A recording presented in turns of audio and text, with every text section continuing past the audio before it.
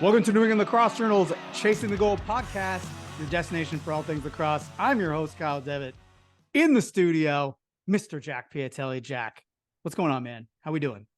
Had to get up real early this morning for to get in here because we had early podcast, but all good. There was no traffic today, surprisingly.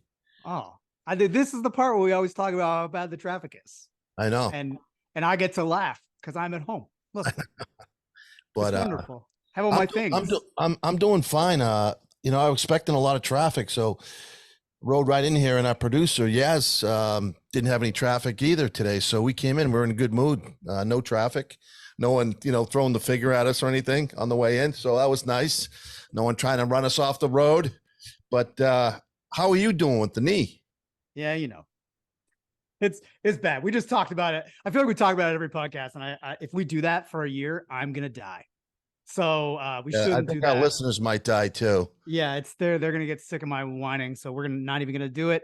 Right. I will say another person that never has traffic, in addition to me, because we live in a much better state called New Hampshire, north of Massachusetts, is our guest, Mr. Chris Hettler, the athletic director and head coach of Derryfield Lacrosse, as well as a Tomahawks coach. Het, how's it going, man? How we doing?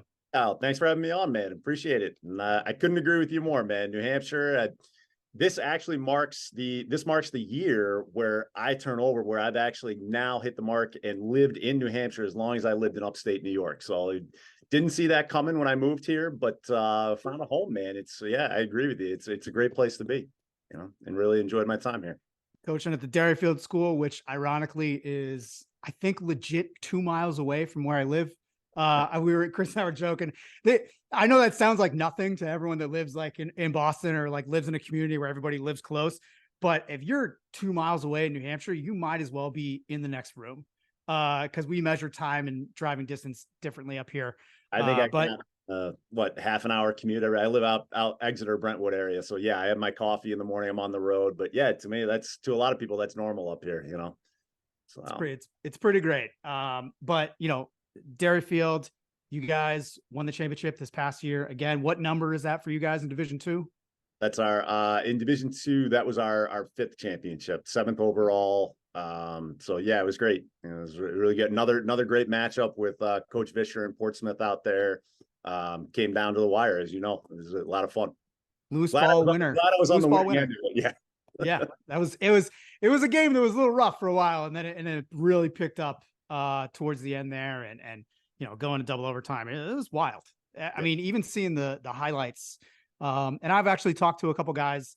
I've worked with Joe Prue, who is Prolax Customs on Instagram, and he did some championship heads for us for Hopkinton, and his son RJ plays for you guys. I think he's on his way to committing, getting recruited. Within the next, we're anticipating in the next couple of months that RJ is going to start getting some looks, and it'll depend on, he's a really good, he's an academic first kid too. So he's going to have a lot of options available to him. So yeah, exciting time for RJ. And Joe's been a tremendous friend to not only Derryfield, but I think, basically New Hampshire lacrosse in general. I mean, as you know, it's hard to find guys up here that are good stick stringers. What I love is, like, when you and I were growing up, right? Stick dying was a good thing, man. You get the written eye, you get all that kind of stuff, right? And he's brought it back. I mean, it's awesome to see so many guys, even at the college level, a lot of guys are using his sticks out there, and it's pretty neat to see. So things come full circle. So yeah, they do. I see more and more players using dyed heads out there at every level. It's so true. Chris, every year I see, Derryfield is in the championship. Oh, they won another championship. But I don't know a lot about the school. Tell me a little bit about the school and what's so special about Derryfield. And I know you've been there for a number of years. Just became the AD, which is a great move for you. But want to learn more about the school. Sure, absolutely. No, thanks for asking. So I came here in the fall of 2002. I had graduated from Colgate. I had a biology degree, and kind of, didn't know the next steps, right? Didn't know if I want to go work in a lab, want to go out in the field, all that kind of stuff. my mom was a teacher, toured around New England, kind of looked at some different prep schools. I actually went up to Cardigan and I interviewed there. And I was almost set to go there. And then they're like, yeah, Chris, we get up at 5:30 in the morning, take the kids over to breakfast. And I was like, whoa, wait a minute. I don't know if that's what I want to do as a 22-year-old. And and then my next stop, I came down to Derryfield, and they had a need for a science teacher. They said, we'll have you help coach the lacrosse team. I got to be the Alpine coach. I've coached JV golf while I was here. I did middle school cross country, gotten to wear a lot of different hats while I was here. A lot of fun. It is a small school. It's a private day school. We have 6 through 12. We have about 415 kids total. So in the upper school, you do about probably like 290. You split that in half. There's only like 140 something boys in the school, for a school our size, we've done really, really well. It wasn't always the case. We had to build it back up after my first year here. We actually went down and we played club for a little while to kind of build the numbers and enthusiasm back up again. And then, both you guys know, being in the area here, lacrosse in the early 2000s compared to where it is now, night and day, right? It's because of guys like you. It's because of all the club programs that have sprung up. Back in the day, if you had a couple football guys and a couple guys that could pass and catch, you were running through people, right? And you could win a lot of games. And now, if you got any flaws on the field, you're going to get exposed. You have to. I mean, Kyle, you even say at the Division III level in New Hampshire, right? Like the teams that are winning every year, they are solid in the goal all the way up through the attack, right? And if you don't, and that's I think it's a testament to all the programs up here, from Hooligans to Four Leaf to Tomahawks, HGR, all the programs down in Massachusetts. Jack, you've done an unbelievable job with all the programs you've been involved with. And it's just made lacrosse here a really special thing in New Hampshire. And Derryfield's just it's been great to be a part of that. I kind of found a home, thought I'd be here a couple of years, and 22 years later, here I am. So it's an academic first school, but we're really proud of what we've done with the lacrosse program here. So it's all boys, is that correct? No, it is co-ed. What is co-ed? Yep. So that's what I was saying. So we, about 90 kids in the upper school, you split that in half. Oh, I got you. Yes. And for a school our size, we offer in the spring, we've got baseball, lacrosse, track, crew, tennis. We offer an independent sport program. We pretty much offer everything except football. So yeah, we've got to really compete for the athletes for our program. But we've done a pretty good job of maintaining a varsity and JV program. We average about a little under 40 kids in the program every year. But I think that's also a strength, because we can give them that individual attention. We kind of practice as a program. I think Hopkinton does a similar thing where varsity and JV kind of work together, and so you get the best coaching across the board. It's not like if you're on JV, you never get you're basically getting the same instruction. So it can also be an advantage for our program here. I think that's the way everyone should do it. Yeah, I agree, because you're developing all your players. Those JV guys are really could be your superstars down the road, right? Oh, and you don't know until you start working with them. Yeah. You got a lot of coaches who have players at the end of the bench and they never work with them because they don't think they have any potential. My philosophy is any guy that's on the bench, any guy that's on the field has potential to contribute somehow, some way. So I think lacrosse lends itself to doing that. It's as I've taken over as athletic director, it's kind of a philosophy I've been trying to get all of my programs to do, is sort of, think of it as a program, not like this is the varsity team, this is the JV team, right? Mm-hmm. It's sort of, sure, just like a classroom teacher, right? You've got to differentiate instruction by ability and different things like that. But there's no reason you can't be teaching the same thing. And I also think it gets more buy-in from the kids, right? Like they feel like, hey man, the head coach sees me, he's on it, he's passionate about me getting better, right? And you're almost, in this day and age, you gotta basically re-recruit your kids every year, right? Because there's so many different things that they can be involved in. And I agree with you. I think running it as a program is definitely easier for lacrosse, but it's a way that a lot of ADs should be looking at all their sports programs. Do the students, are they required to play a sport? We do have a two, like a lot of traditional prep schools. We do have a 2-sport requirement. We don't do a traditional gym class. We do have health and wellness classes, but they get their physical activity credit through doing 2 sports a year. and it is getting, I will admit, it is getting harder and harder. I mean, I truly do believe it, especially for a school our size. I think it's important for kids to be doing different activities, but as you guys know, it's hard not to have a stick in your hand throughout the entire year.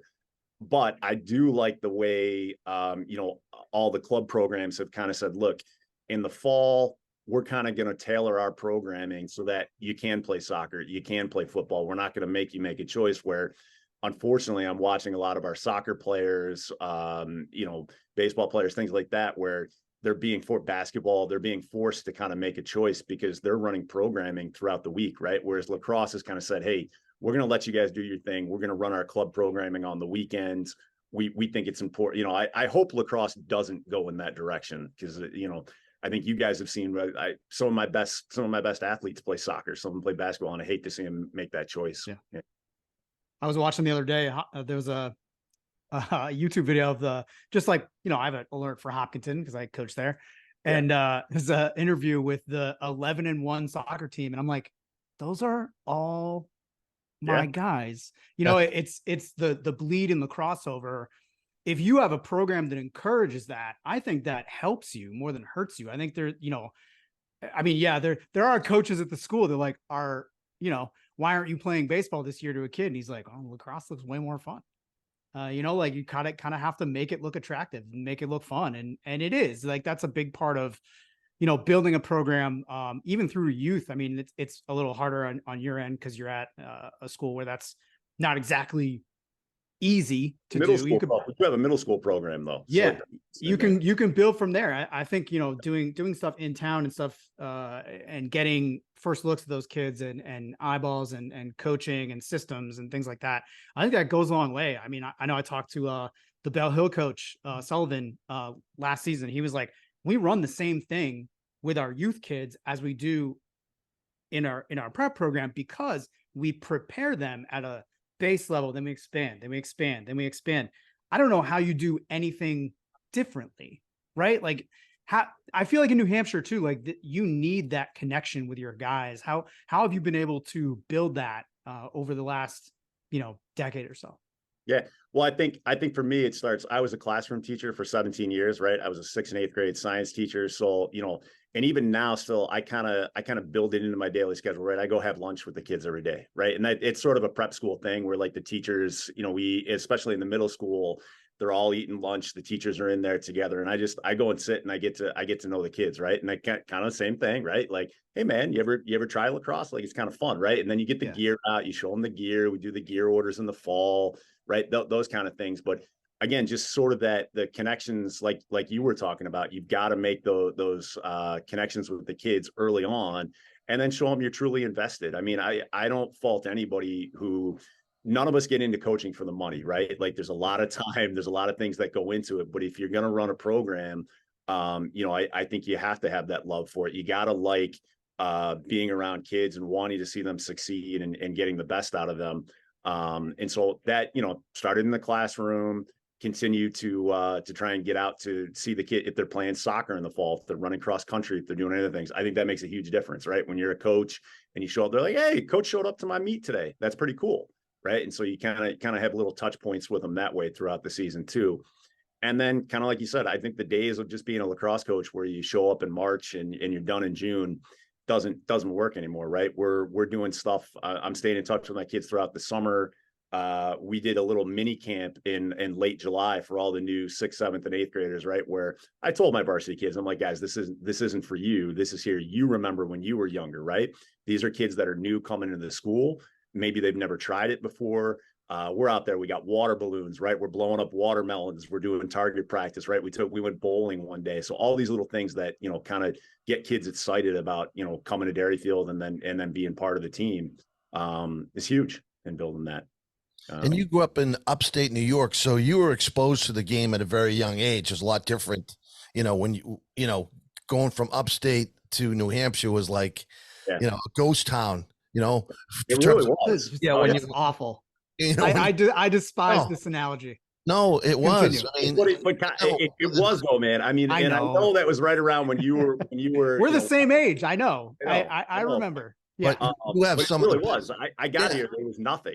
Like there Right. really wasn't. Like I said, it truly was. When we were playing some of those games, it was like, I remember back in the day when we were playing like Laconia and Kearsarge, it was like, dude, they had a couple big football players and they could cradle and shoot. And it was like, we couldn't stop these guys because like, we just didn't have the skill and stuff. But now a lot has changed. And yeah, I think more and more guys who, honestly, that's the thing we need more in New Hampshire is I think we've done a great job of developing players. They've gone on. We got a lot of guys, that are playing in college, but, job market, geography, other things, we haven't had a lot of those kids come back home. It's getting better. But honestly, that's what's going to change is right now, their kids have a tough choice, right? Like they, if they're a high school coach, if they don't have a high school coach like you, they might be looking at prep schools and other places, right? Because they want that opportunity to play in college. We need more guys that have played at a high level, have that IQ and knowledge to come back home, and that will take New Hampshire, I think, to the next level in terms of high school lacrosse. You can say that about any state in the country, really. I mean, there's not a lot of guys who are playing at a high level coming back to teach and coach because there's not a lot of money in teaching and coaching, especially the cost of education today, right? I think also the expectations. I think the expectations around coaches have grown too, right? I mean, Kyle, you probably know. I mean, I don't know if Deacon handles most of this, but like, I mean, the level of communication that is expected from coaches now, and they're almost expecting a college experience in terms of like sit down one-on-ones and how's my kid going to improve and what are you going to do for him in terms of. I enjoy that kind of stuff, but again, I've made a career out of this, right? There's a lot of guys that's a big ask for them for what you're being paid when they have a full-time job on the outside. But my involvement in Tomahawks, that was part of my teaching contract here, right? All those things. And I really enjoy it. So like, to me, it was never work, but for a lot of people, they enjoy lacrosse, but like, that's just, they've got families, they've got a full-time job. It's parents and kids are almost expecting a college level experience now in high school, which, pay and other things have not caught up with that yet. So yeah, it's a big challenge. Right. And especially if you're paying for an education in high school, the expectations go way up. Oh, for sure. Versus public schools. Yeah. It's the recruiting. Well, it's really the recruiting piece of it, right? Like, I think that's the big piece is like, if you're going to make that commitment to go to a prep school, right? Where is that going to lead to, right? What's the outcome for that? And I do think that's an advantage that Derryfield has is that, we can play lacrosse at a really high level. And if you work hard in the classroom, it's going to open a lot of doors for you here in terms of that. What schools do you compete against for student athletes? I think we're looking. We don't really compete with the Lakes region, right? Because that price point is a lot higher. It's also much farther from where you guys are. It's much further, and you got a board. It's very rare that a kid who's looking for a day school is going to go to, a New Hampton, a St. Paul's, a Holderness, things like that. I think it's hard to be a day student at schools like that. You miss out on so much. I think I don't know that we're really competing. I think we're attracting kids who are looking for a high level of academics, who also want to play lacrosse at a high level. Again, I don't think we're really, I know everybody knows Bishop Girton, right? I don't necessarily know we're competing for the same kids there because our price points are so different. They have great academics there as well. But I think we're looking for kids that are looking for more of like a NESCAC, maybe a Patriot League, Liberty League type experience when they get done with Derryfield. And Bishop Girton's has one of the best coaches all time in New Hampshire, Chris Cameron. I mean, what he's done. Absolutely. What he's done for New Hampshire lacrosse, a lot like yourself. You talk about, the guys that have done a lot for Massachusetts, New England lacrosse, but what you and Chris have done for so many individual lacrosse players, student athletes in New Hampshire is tremendous. Yeah, no, I mean, I can't thank Chris enough. He's been a tremendous friend, as you know. I mean, yeah, he was one of the reasons why I've learned so much from Chris, Rick Senator. The three of us, they brought me along and got me involved in Tomahawks when I first got here. And no, I mean, just the number of times that Chris has just shared information with me, sit down over beers and drew up plays and just threw out different ideas. Helped me have opportunities to meet Scott Hiller and get involved with the Cannons. Just all kinds of different things where Chris and Rick have supported me over the years and helped me grow as a coach. And honestly, what I'm trying to give, I feel lucky that I got to meet them, and what I'm hoping to be able to do for other coaches as they come along here in New Hampshire too, and give back in that way. Yeah, it's one of the reasons I went back to coaching. Like it was just like, I'm here now.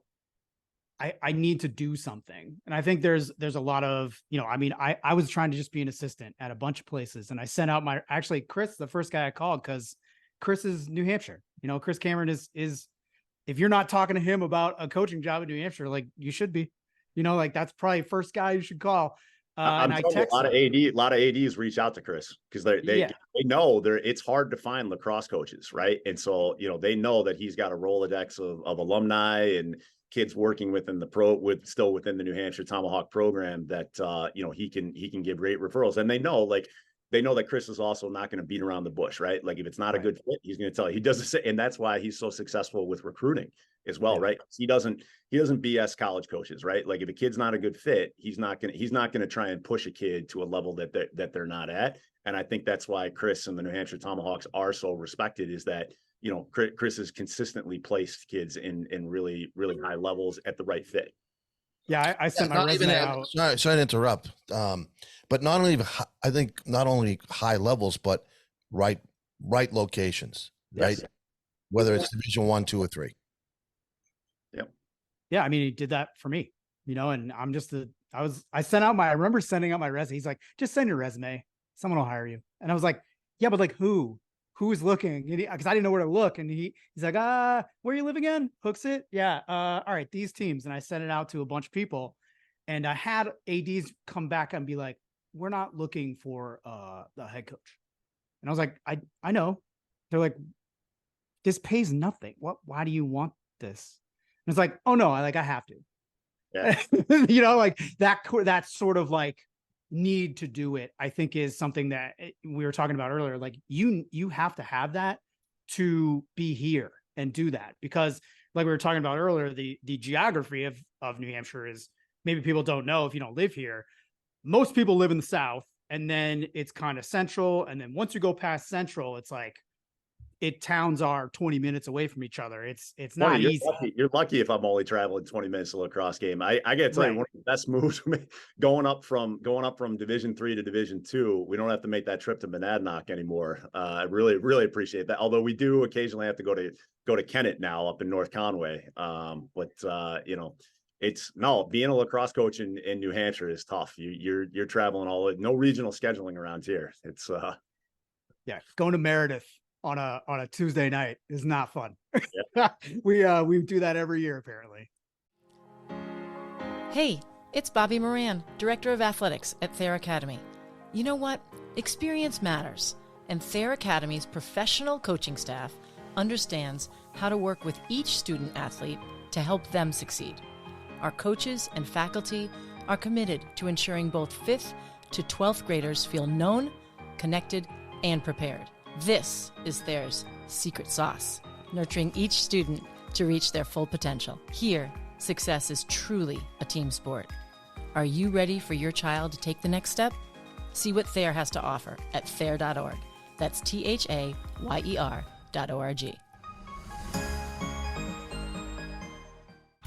Are you serious about playing your sport in college? Do you need a flexible education that allows you to maintain your practice and competition schedules while also preparing you to succeed at the next level? You should check out the University of Nebraska High School. UNHS is accredited and offers more than 100 online courses, including NCAA-approved courses to protect your academic eligibility. Students could earn a UNHS diploma or take a single course for transfer credit. Courses are college prep, self-paced, and available 24/7, 365. Enroll anytime and take up to a year to complete a course. Visit highschool.nebraska.edu today.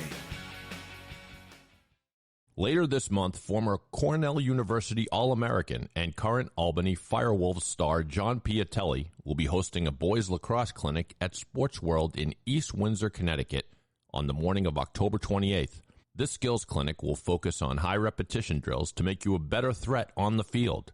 Dodging, shooting, and off-ball play will all be covered at this clinic. John is one of the best young teachers of lacrosse in the game. Come work out with John Piatelli on October 28th in East Windsor, Connecticut. For more information and to register, visit piatellilacrosse.com. That's PIATELLI lacrosse.com. From day one, how many programs were offering lacrosse when you first arrived, and how many are offering lacrosse now at the high school level? Yeah, I think we've close to double the number of programs. I think it was in the 20s when I first got here, and now we're in the mid 40s. We've come close to cracking 50. We've had a couple programs sort of come in, and then the numbers didn't work out, and so we're close to reaching. We're close to getting over 50 programs in New Hampshire, which would be great. Also helps, we have a lot of talented players up here, but the All-American vote is limited by, they do the percentage of schools right in there, and you get the number of All-Americans based off of that. So I think we're stuck at I think we're at 8 right now. And I think we had 9 at one point. So it'd be great to get back there, get more kids recognized in that way. But yeah, it is growing. And I unfortunately the pace of growth and the number of kids playing is not kept up with the number of coaches that we have out here right now. But Or refs. well, yeah, Problem. yeah, that's that is a huge problem. I'm seeing it across all sports right now. I mean, not to blame everything on COVID, but we lost a lot of older refs that decided, kind of hang it up when COVID hit. And now between transportation, we lost a lot of bus drivers too. I mean, I know that sounds so New Hampshire right now, right? But like it is, and it's totally true. And it's probably happening in mass too, but like CDL drivers and referees are the two biggest issues across all sports right now. And the unfortunate part is, like, we've got a lot of guys, Billy Ball is our assigner up here. He does a great job, AD at Exeter, been involved in lacrosse. His son coaches down in Massachusetts. He does everything he can to get as many refs, out to games, but he's got a lot of guys that are maybe soccer refs, basketball refs, and now they're refereeing 3 different sports, right? And it may not be a sport that they grew up with, right? And so the frustrating part is, you've got officials that are maybe calling the game technically the way that it should be, but like they're not used to the pace, they're not used to the level. Maybe you don't call in that area there, and so we've had to be really patient as coaches, and at the coaching meeting that I run in the beginning of the year, I kind of try and remind coaches of that every year, that, hey, look, this is what we got. You got to get your guys to adjust to the level that's being called. Otherwise, we're going to run these guys out of the state, and then there aren't going to be any games, So yeah, we got, again, more reason why we got to get more young kids to come back to the state here. If you don't want to be a coach, be a ref. It's true. They also don't like talking to the coaches. At one point last season, we were coaching a game, and I was trying to call. I'm louder than the head coach I work with. I'm louder than Deacon. I'm louder than most people. So I'm yelling the timeouts, and they're not giving us the timeouts. And finally, Deacon yells for a timeout. He gets the ref to look at him, and I just walk up, and I'm like, "Why are you not? Am I not allowed to call timeouts?" And he walks right past me like I'm a ghost, and walks to the head coach and is just like, "Yeah, your assistant coach. We don't talk to them." And I'm like, "Did I do?" I'm in the conversation. I'm like, "Did I do something? Like, I'm really sorry. Like, I'm just trying to help. Like, I'm not saying anything against you at all." He didn't even look at me. Like, I was like not alive, and I was like, "Oh, there was a meeting." I'll do you one better. We were in the championship last year, and I'm on the field. We're up by a goal or two at the end, and I'm getting ready. I'm like telling the guy, I'm like, "Hey, I might call a timeout here. I might call a timeout here, right?" And I'm like, and he's not paying attention, and all he hears is timeout, right? And he blows the whistle, and I'm like, "Dude, what are you doing?" And like, I turn around and I chucked my glasses, and the poor kid looked right off a kid's helmet, blows up on the field. Like, but again, there's nothing we can do. It's like, it's what we got right now, right? And like, that was a Chris Cameron move. Nah, Chris is matured. Chris is matured as he's getting there. Yeah, but back in the day, that was a Chris Cameron move. That's for sure. He had a couple extra pairs of glasses in his pocket. Chris, growing up in upstate New York, did you know you always wanted to play lacrosse in college, and how'd you end up at Colgate? Yeah, from a very early age, right? But this is how times have changed, right? I played baseball when I was a kid. I played soccer. I was on the swim team. I did find a passion though. I owe it all to my best friend still to this day. He went to Cornell. He works in the ER down in Duke now. He's a great swimmer. Bought me a stick for my birthday the summer before second grade, got me to go to summer camp. fell in love with it. Jack, I'll throw you a name you might remember. Anthony Pavone, who played, he was an all-time great at Liverpool, played at Cornell, went on, I think he's at least in the Upstate Lacrosse Hall of Fame now. He was my coach there. Just kind of fell in love with it, played out in the field for a year. And then every time I still run into Anthony every once in a while, and I give him credit because I think I was not the fastest person on the field, but he was kind of like, "Oh, Chris, you got really quick hands. Why don't you try playing goalie?" And I think that was a really nice way of him saying that, Chris, you're not maybe going to be a field player, but I did have a knack for, I didn't mind getting hit with the ball. And I early on, I figured out like, this is kind of fun and I can do this. And it was, for me, and that's why I continue to coach today, I think lacrosse lends itself to so many different types of athletes, and you can find a home for those kids in so many different ways, and you develop confidence. It inspired me to want to become a better athlete, right? And so that early on, I knew I loved the game of lacrosse, and I was in an area that helped to kind of feed that. I got the best coaching. I was able to go to summer camps. I got to be a ball boy in the Carrier Dome. I was there. I got to watch the Gate brothers and the Powells while there. So again, really cool experiences. And then, as I got into high school, definitely knew I wanted to play. My dream school, I wanted to go to Notre Dame. My dad graduated from Notre Dame, played hockey out there, and, grew up watching Notre Dame on Saturdays, still do to this day. Almost gave me a heart attack last weekend. But everything works out for a reason. It kind of got to the fall of my senior year, and, Notre Dame and kind of told me, they had 3 or 4 other goalies they were looking at. I was looking at some other school. I looked at Cortland, looked at Mercyhurst, Ithaca, typical upstate kind of D3, places up there. And then, believe it or not, West Genesee, our rival school, right? Everybody knows West Genesee from up there, all kinds of New York State titles, right? Their coach, actually their assistant coach, I was playing indoor, and he's kind of like, "Chris, where are you going to school next year?" And I'm kind of like, I don't really know yet. Made a couple phone calls, got me a visit down to Colgate. And this is how much the recruiting timeline changed, right? I went down there right before Thanksgiving. And I laugh about it now. And, growing up, I was not a big party kid or anything like that. I got to Colgate and they took me out and things, and my eyes were open. I was like, holy cow. And, kind of walked away a little uneasy. I'm like, I don't know if I fit in here. Right. And, about February of my senior year, I'm still kind of deciding what's going on. Hobart had come, kind of talked to Hobart a little bit.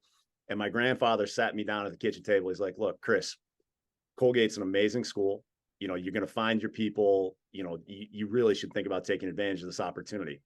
Went down there with my mom, took another visit. It was, like I said, late February, beautiful day on the campus. I think kids were out on the quad. It was one of those rare summer or winter days in upstate New York where the sun was shining, everybody was out. It was like 50 degrees in February, and kind of fell in love with the campus. I remember I literally walked into the coach's office that day in February. Was like, "Hey, where do I sign?" Right. And the guy was like, "Here, let's do it." And I just can't believe that's how much recruiting has changed, right? Senior year, I had no idea where I was going, was able to commit in February.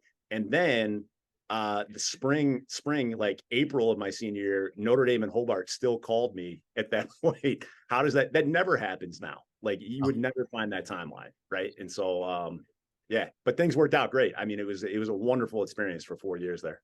Who was your coach at the time at Colgate? Dan Whalen, who sure. that was the connection. That was the connection to West Genesee, right? He was a West Genesee guy, played at Hobart.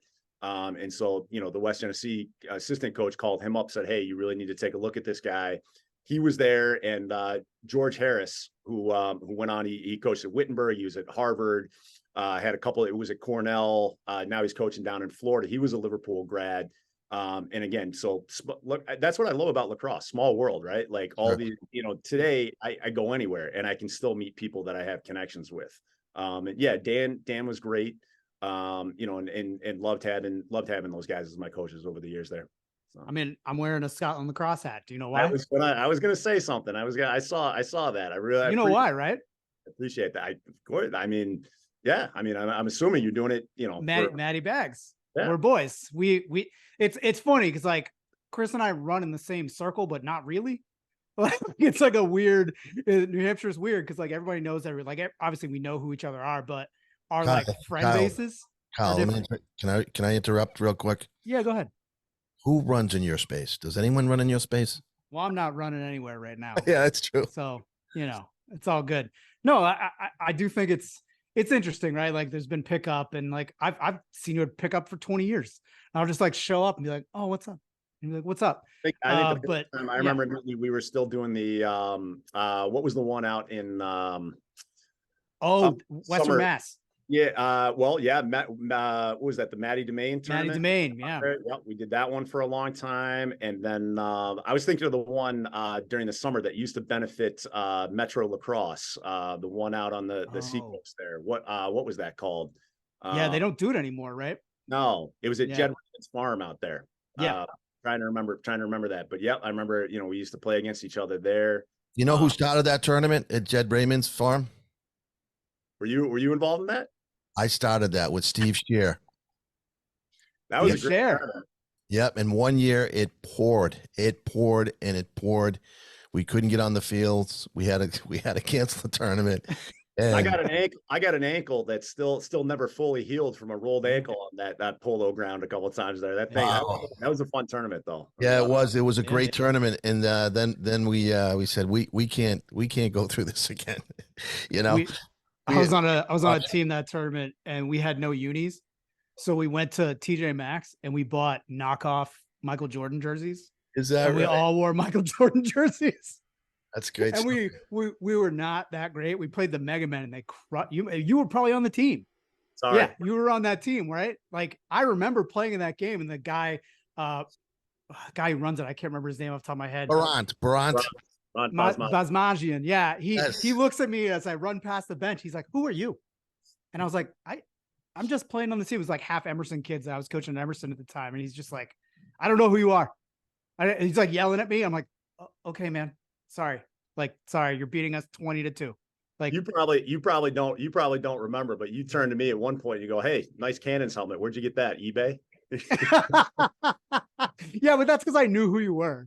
I did know who you were. I was just joking, but I was like, I'll talk a little bit. It was I won't lie. Those were fun times. Those were fun times. But yeah, no, thank you for wearing the Scotland hat there. Yeah. So Matty Bags, again, small world, right? Like, he's a Derryfield graduate. Yep. Graduated in 97. We met. He came back, and we met around 2010. And then, he had gotten the opportunity to coach Team England, and brought me along, got to coach with them, did the Europeans and the World Games with them, got invited to coach Team Germany. My entire family's from Germany. And I was like, yeah, I'm in, let's do it. Coach with them. And then now he's found a nice home with Scotland, and still riding along with him. It's been awesome. Last summer was a blast, man. San Diego was pretty cool. It was really good. So, yeah. What a great location for the World Games. San Diego State, weather was fantastic. No bugs. Just everything about San Diego, the venue, competition, great experience. Jack, I mean, you saw the people. I couldn't believe the number of people walking around in sweatshirts complaining about cold. I was like, dude, this is fake. Like, come to New Hampshire, man. Are you kidding me? You couldn't ask for better weather out there. It was awesome. It was, cool in the morning, 55, 60 degrees in the morning. Then it would get up to like 75, 80. And then it would cool down again at night. It was perfect sleeping weather. You wake up and you get outside, you walk around, you warm up. It was, I tell you, if I retire, I'm heading to San Diego. You hit the beach at all? Did you get out to the beach? I didn't. No. He's got his own beach in Westerly. He don't need no West Coast beach. He's fine. He's good. He's pumped. All the kids are back in school now. He can just go walk the beach. Yeah, be his best self. People were swimming yesterday in October. Yeah. I'll probably, I shouldn't say because they're the rival, but I tell you, if I get the chance to move out to Port, I don't make enough money to live in Portsmouth right now, but I that seacoast living, man, someday if I can retire, it's nice out there. It's pretty great. Yeah. It's one of the most underrated parts of New Hampshire. I want to talk a little bit more about Tomahawks, because one of the things I've seen now is everything trickles down in lacrosse for the levels. So when I started coaching at Hopkinton 3 years ago, we had 2 kids on Tomahawks. And now we have, I think we're up to 6 or 7, and the kids ask me, and they're like, "Should I play club?" I'm like, "Do you want to play in college?" And they're like, "Yeah." And I'm like, "Then you kind of have to."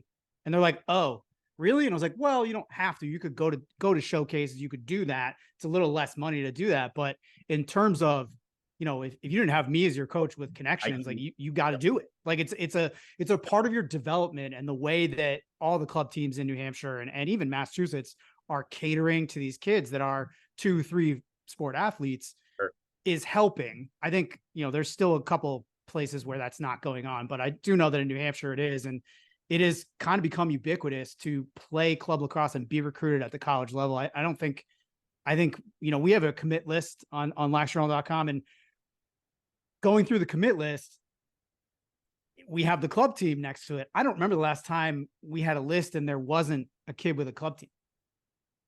It's getting harder and harder to do that. I think I am able to pick up the phone as a high school coach and call college coaches, but I think it has a lot to do with my connections with the Tomahawks, right? And the coaches know that I'm not going to sell them on a kid. They know that my eye has been trained to see, can they play at a high level, right? Whereas I think, unfortunately, for a lot of high school coaches, right, like college coaches want to know, like, yes, great. He's a good player during the high school season, but when he goes up against, the elite level competition, or is he going up against elite level competition, right? Playing the kids from Philly? Is he playing Baltimore kids? Is he playing upstate New York, Long Island, right? And if he's not, it's hard. It's getting harder and harder. And I think even, you said it, even the kids that are looking to maybe even stay local and play at, Plymouth State, Keene, SNU, St. Anselm, where, St. Anselm, SNU, they're going to be competing for D2 national titles, with the way things have shaken out. They're recruiting nationally now too, right? So it is harder for those kids who are not playing a club schedule to get seen.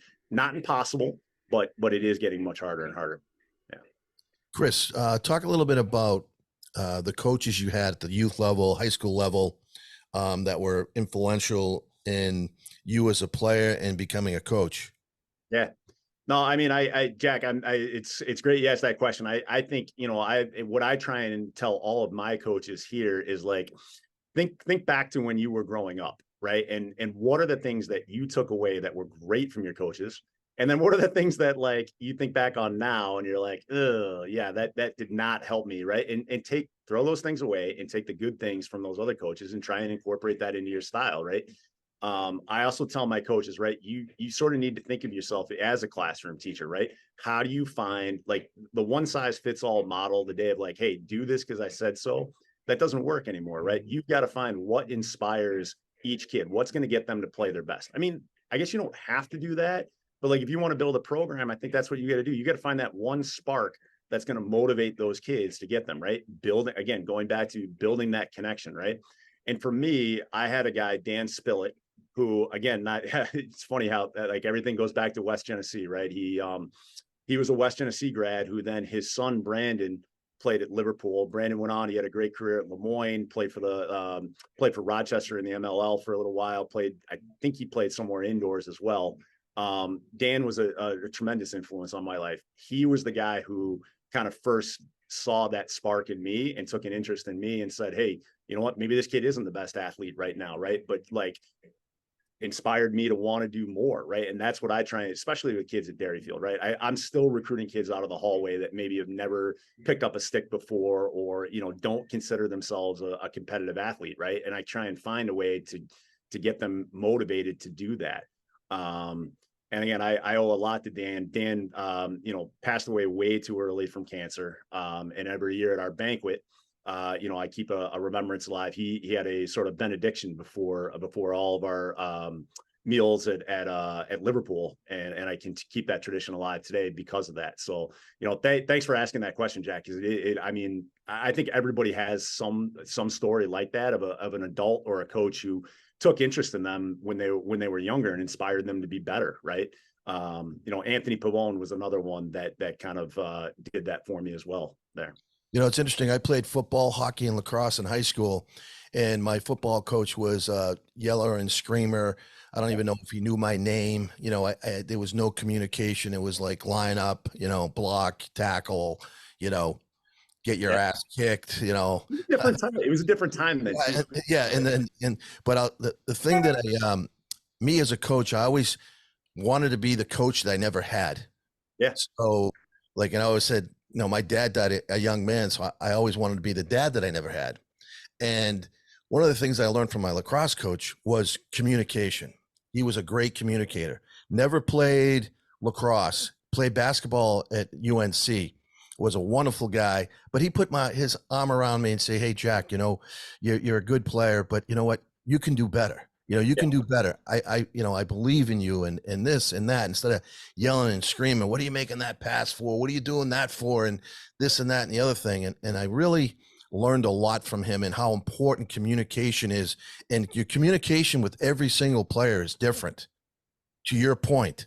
More so today, I would imagine, than ever before. Delivery, everything. Like, it's so, and I'm sure, Jack, Kyle, you probably do too. When you are talking to a kid about recruiting, right? In your head, you may, this kid may be giving you a list of like all these dream D1 schools, right? Yeah. And there is no way that this kid can play there, right? But how you deliver that to that kid, right, is just as important as the information you're giving them, right? You might say, hey, look, all right, let's keep that school on the list, right? But let's have some other schools that we're looking at. What do you need to, okay, look at their roster right now, right? What do you see? Size, height, those are things you can't control, right? But what in your game right now do you have to change? So there's ways, so much, again, to go back, being a teacher, right? So much of it comes back to how you approach that kid in communication and the tone and everything that you deliver with. I hate to admit it, but I dropped baseball because of that reason. I had a little league coach that I have, to this day, I have no idea what he was doing being a little league coach. He was 40 something years old. He was a yeller and screamer. All he would do is tell me what I was doing wrong. I mean, at times he almost made me cry as a kid. And I was just like, I never got better as a baseball player because like, couldn't figure out like, why do you enjoy this? Like, like, why are you doing this? So, and that's, again, to your point, Jack, I wanted to be the coach that, I didn't have in those sports. It was funny. I gave up baseball too. I played baseball. I was a pretty good catcher, but I get up to the plate and I was petrified because if I struck out, I knew the coach was going to yell at me. And one time I struck out and I started crying, going over to the bench. All right, go ahead. And he still yelled at me for striking out. I go, I've had enough of this. I'm moving on. Well, I knew my career was on. The first time I saw a curveball, I remember it was summer league and the ball's coming right at me and I like duck out of the way and it drops right in for a strike. And the umpire looks over and he goes, ball. And he saved me. But like at that point I was like, all right, I know this probably is not my sport. But yeah. So I mean, again, I can't thank lacrosse enough for giving me all the opportunities I've had over the years. Especially with the Rock Hoppers. The Rock Hoppers was great, man. That was tragic that didn't continue, man. Jack, I can't thank you enough for that. I mean, the year that we did get to win the championship, and I remember you and Ryan Hoffmeister coming up to me right before one of the games and being like, "Hey, you're starting tonight." And I'm like, "Wait, what?" And then we got to go, and it was against my brother. We ended up winning an epic 1-goal game. It was one of the I will tell you, Jay, it was one of the highlights of my career, getting an opportunity to do that. Yeah, then going to Kentucky and getting to play in the championship and do it. Our team did so well that I actually got some minutes in that game, got to be on the field to celebrate with the guys. Thank you again for that. That was a really cool thing. And I'm sad that didn't last for other guys because it was a really neat experience. Yeah, we had a lot of fun. And what people don't realize is we were very talented. We had a lot of very good, a lot of good players on that team, including yourself. And you came up big in that game. Mike Stone was, one of the great MLL players. Middlebury, the twin brothers there. What were the last names? Gosney's played on that team.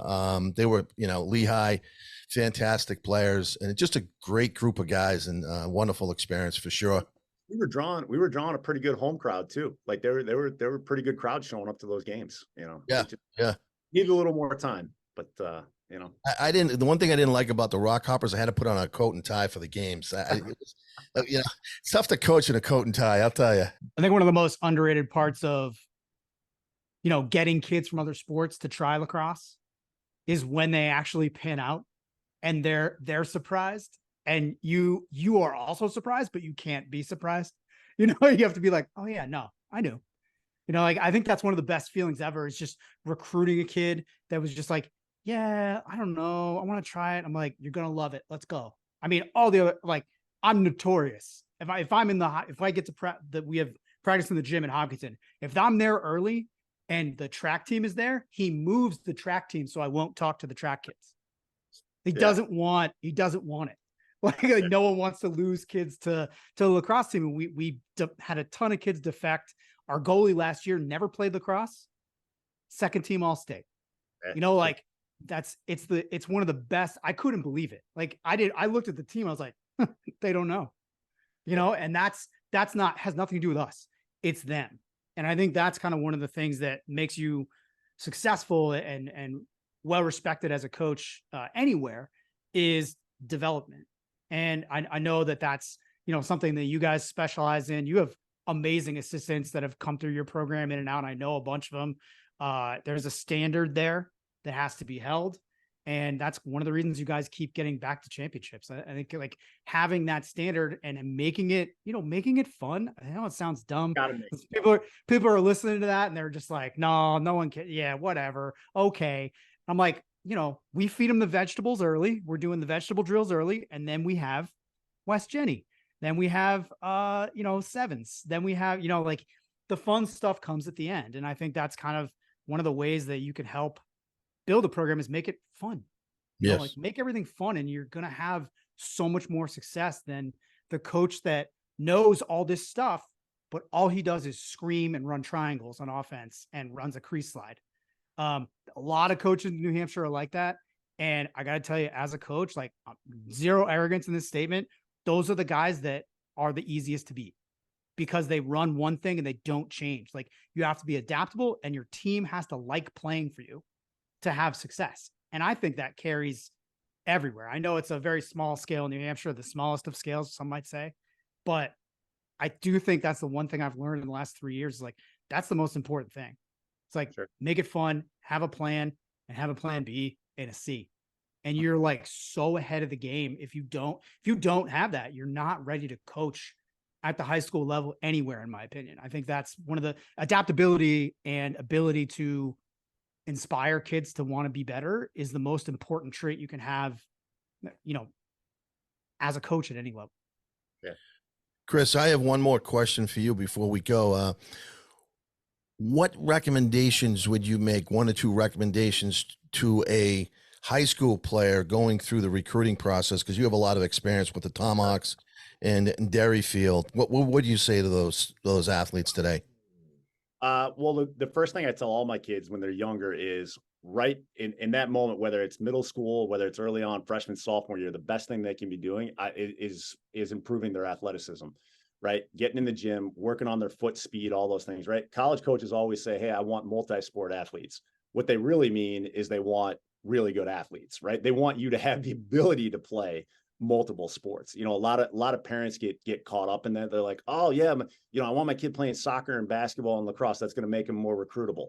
It's not that they're playing three sports. It's that they're a good enough athlete to be a varsity player on all three sports, right? And if you're not good enough to be a starter and varsity athlete on all three sports, you're actually, and I hate to say this, you're probably better off specializing in lacrosse, right? Because it's going to give you more reps and all those things. So I tell all my kids, and that's what's actually helped us to continue to get back to championships and compete for championships every year is we work on our athletic. For a small school, we have a great weight room. We're trying to get our kids, before that, I always had my kids, I pushed them to go see outside training specialists, right? And work on their footwork, their speed, their strength, those things.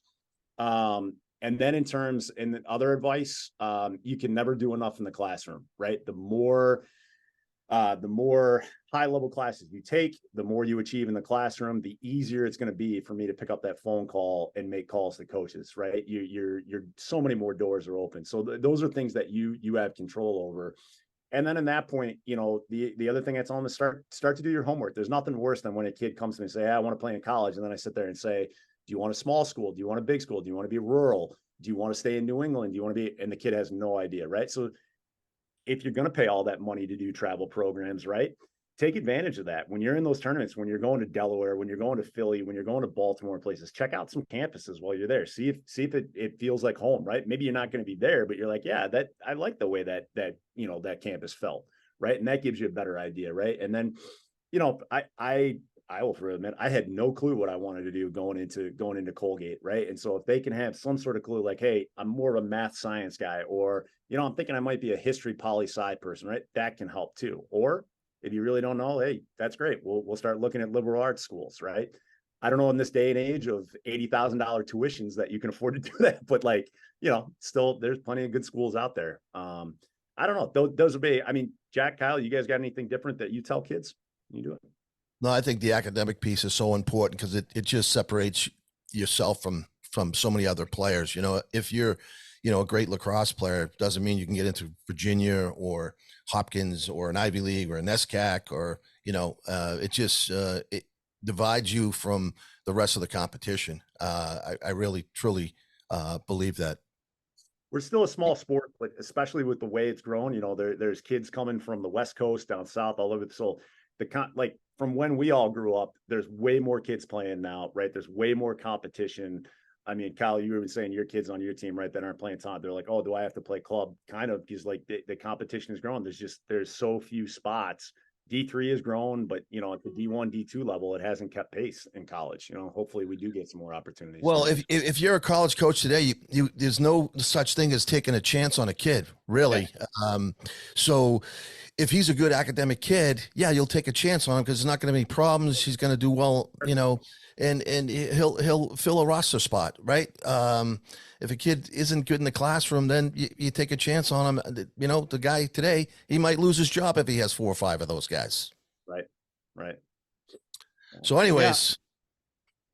Yeah. Unfortunately, I think that's going to have to do it for us. We got to jump on and move on. But Chris, thanks for coming on, man. And really appreciate it. I'm sure I'll see you like in the next few weeks somewhere as soon as I start moving around again. The Scotland shout out there. Yeah, for sure. Check out Scotland. I made this hat because they didn't have it. I made it and sent him a picture. He's like, how'd you do that? I was like, it's the internet, man. You can do anything. But yeah, we just want to thank you again for coming on. Great to have you on and talk about Derryfield Tomahawks and your coaching and playing career. All right. Well, thanks, guys. Keep up the great work. Keep spreading the news. Appreciate it. Thanks a lot. Appreciate it, Chris. Have a good one, guys. You as well. And thanks again for listening to New England Lacrosse Journal's Chasing the Goal podcast. For Jack Piatelli, I'm Kyle Devitt. See you next time.